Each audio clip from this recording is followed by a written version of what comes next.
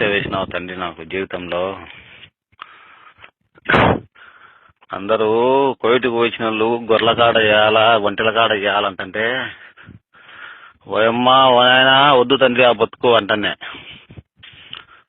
దీంట్లో అమ్మని దెంక లాస్ట్కు దెంకచ్చి భగవంతుడు నన్ను దెంకచ్చి జీవాలుగానే వదిగినాడు. చూడరా ఇదొక తమాషా ఎట్టుందో జీవితం అని.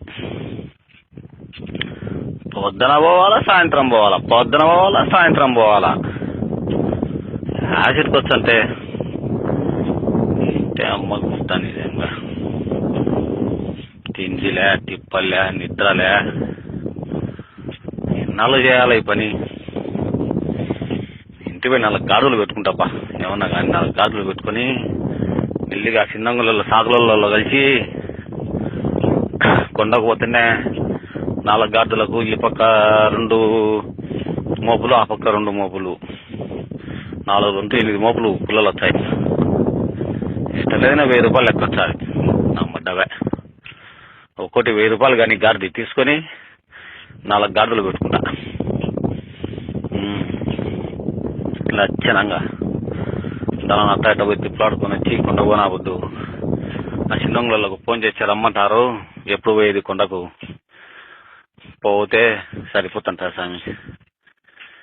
ఇంటే అమ్మ గుద్దని నిజంగా దినలాడ సాగుతావు దినలాడ మేపుతావు.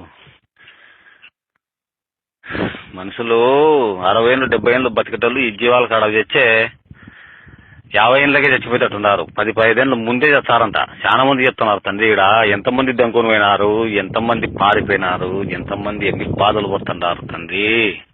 ఇక్కడ చూసిన వాళ్ళకి అర్థమవుతుంది పరమాత్మ. ఆడ ఇండ్ల కాడ నీళ్ళకి ఏం అర్థమవుతుంది తండ్రి. ఈ బతుకొద్దు పరమాత్మ. దేవాది దేవా కాశిరెడ్డి నాయనా కరుణించు కాపాడు తండ్రి. నన్ను తొందరగా నా భార్య పిల్లల దగ్గరికి చేర్చు పరమాత్మ. నా భార్య పిల్లలను ఒక్కసారి చూపి తండ్రి చాలు. దేవుడా నారాయణమూర్తి ఏడుకుండలవాడ వెంకటరమణ నీ కొండకు ఎప్పుడు రావాలి తండ్రి మేము.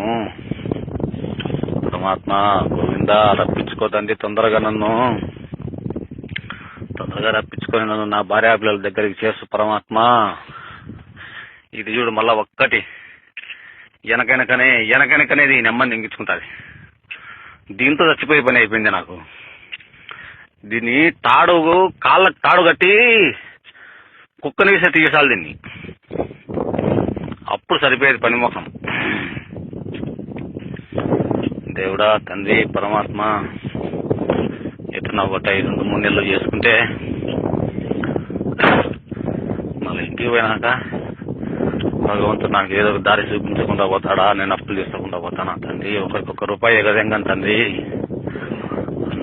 అందరికీ కడతా తండ్రి నేను లెక్క. ఒక్కరికి పుట్టిపోను తండ్రి పరమాత్మ. అందరి అప్పులు తీరుస్తా తండ్రి. దేవాది దేవా కాశిరెడ్డి నాయనా కరుణించి కాపాడి నన్ను ఇల్లు చేస్తూ పరమాత్మ. నిన్ను చేస్తుంది.